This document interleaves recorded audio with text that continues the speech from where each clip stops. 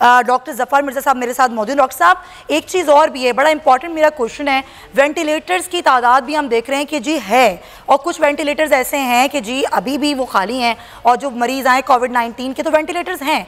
लेकिन एक सवाल जो कि मैं कई डॉक्टर से कर चुकी, कल जावेद अकरम साहब ने भी कहा कि वेंटिलेटर्स तो हैं लेकिन उनको चलाने वाला एक्सपर्ट डॉक्टर्स नहीं है। ये भी तो एक मसला है।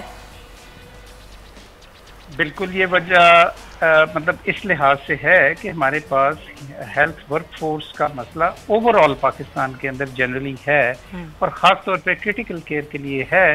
लेकिन उसके लिए हमने इस चीज़ को भांपते हुए कई हफ्ते पहले एक प्रोग्राम शुरू कर दिया था कि जिसमें हम 5000 डॉक्टर, जिसमें 1000 डॉक्टर और 4000 नर्सेज और पैरामेडिक्स जो हैं, इनकी आईसीयू के लिए ट्रेनिंग का सिलसिला शुरू कर दिया था। अच्छा। जो कि एक सर्टिफाइड ट्रेनिंग है, हांगकांग चाइनीज यूनिवर्सिटी के ताउन से हम कर रहे हैं। उसमें तकरीबन 1000 से ज़्यादा लोग जो हैं वो ट्रेन हो भी चुके हैं और मुस्तकिल वो ट्रेनिंग जारी हैं। लेकिन इन टर्म्स ऑफ नंबर्स जो है ये एक इशू आ रहा है, हम इसके हल ढूंढने की कोशिश कर रहे हैं। अच्छा जी, तो आखिरी चीज़ जो मैं RMS का आपको बता रहा था, रिसोर्स मैनेजमेंट सिस्टम, वो आपको पता ही है, मैं उसकी ज़्यादा तफसील नहीं चाहूँगा कि आपके पास अब पाक निगहबान के नाम से ऐप भी है जो आपको ये बता सकती है कि किस हॉस्पिटल में बेड्स और वेंटिलेटर्स अवेलेबल हैं, ताकि आप अपने इलाके में तो जो नज़दीक तरीन ऐसे हॉस्पिटल्स हैं कि जिनके अंदर अभी गुंजाइश है, आप अपने मरीजों को वहाँ ले जा सकें, बजाय इसके कि सिर्फ हर शख्स बड़े शहर के बड़े अस्पताल के क्रिटिकल वार्ड में जाना चाहता है, तो वहाँ पे प्रेशर यकीनन बढ़ गया है। और आखिरी चीज़ इसमें ये है जी, कम्युनिकेशन, कि हम लोगों को किस तरह हर चीज़ के बारे में इंफॉर्म भी रखें और मुस्तकिल उनको जो है उनमें तरवीज भी करें कि उनकी जो जिम्मेदारियां हैं, उन्होंने जो मास्क पहनना है, उन्होंने जो SOPs के ऊपर अमल करना है या करवाना है, उसको मुस्तकिल उसके ऊपर जो है वो काम होता है। तो ये है हमारी हिकमत अमली, जिसके ऊपर हम बहुत मेहनत, बड़ी ईमानदारी और बड़ी यानी एक कोऑर्डिनेटेड तरीके के साथ सूबों के साथ राइट, बिल्कुल, बड़ा डिटेल्ड आंसर दिया आपने। सर लास्टली बस मैं यही पूछना चाहूँगी, एक्टेम्बरा इंजेक्शन ये कितना मुआविन हो सकता है कोविड-19 के पेशेंट्स की ज़िंदगी बचाने के लिए? इसकी कीमत बहुत बढ़ गई है, ये ब्लैक में भी अब मिल रहा है, तो इसकी कीमत के तयन के लिए हुकूमत क्या कर रही है? जी, मैं ये अर्ज करने लगा था जी कि ये मसला हमारे नोटिस में भी आया है। ये जो न सिर्फ ये जो एक्मेरा जिसका ट्रेड नेम है और टोसिलोजुमैब जिसका जेनेरिक नेम है, ये दवाई और रेमडेसिविर जो कि एंटीवायरल मेडिसिन है, इन दोनों अद्वियात की दस्तयाबी और इस फिक्स्ड प्राइसेस के ऊपर इनकी दस्तयाबी जो है इसको यकीनी बनाया जा रहा है। अच्छा। इस सिलसिले में हमारे रजिस्ट्रेशन बोर्ड ने बहुत सारे इम्पोर्टर्स और इवन फ्यूचर में जो प्रोड्यूसर्स भी होंगे इनके, उनको अप्रूव भी किया है आज और कल की मीटिंग के अंदर।